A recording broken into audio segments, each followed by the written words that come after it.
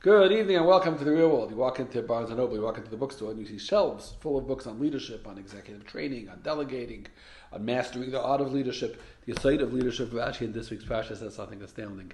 The Nesiim, Rashi says, the Nesiim have you, the Pasuk says, they came running to donate by the Chanukas HaMizbeach. In fact, Rashi, by the Melachas HaMishkan, we don't see that they came running to donate.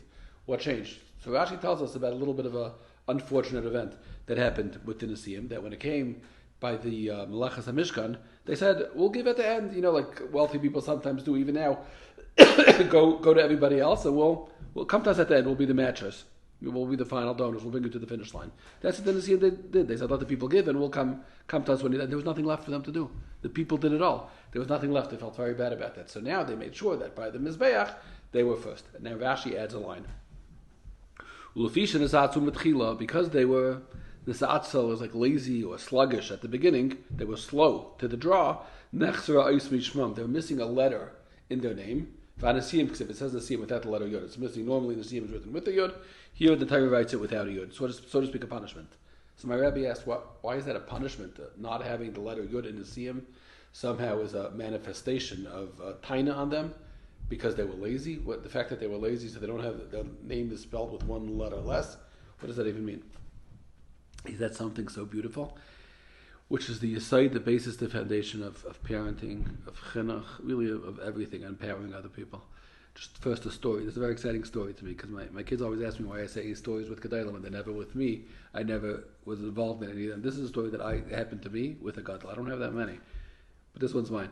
When we were Bachrim in the Mir Yeshiva in Yerushalayim, we had this chus. We had a chabura once a week with Rosh Yeshiva, with the Nasan Tzvi Finkel Zatzal. It was the Bachrim around the table, Rosh Yeshiva sat at the head, and we said the chabura. Every week another Bachrim said, and a lot of give and take, and Rosh Yeshiva listened in. He would ask sometimes, he would bring a raya, he'd be mechazik, and it meant a lot to him. You had to prepare hard. So I said a chabura, Yavamis, Tzarzai Tesafik, or Ramban. It was a nice chabura, and I had a little tiny piece of paper in the corner just to remind me of the ma'amakaimus of the order. I didn't lose my thoughts, just to keep me from, just to help me through it. And I started to say in front of the Rosh Yeshiva, the biggest Rosh Yeshiva in the world, a gain, a tzaddik. So you're nervous, understandably.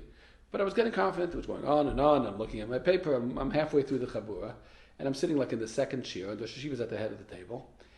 And the Rosh Yeshiva, everybody knows, wasn't well. Rahman al-Islan, he had Parkinson's. So you could see when he was moving. He didn't move quickly. And I see his hand is moving across the table towards my Gemara. And it crosses my Gemara, and he reaches out and he takes my little piece of paper and he puts it in his pocket. And he looks at me and he says, be a man, Sruly.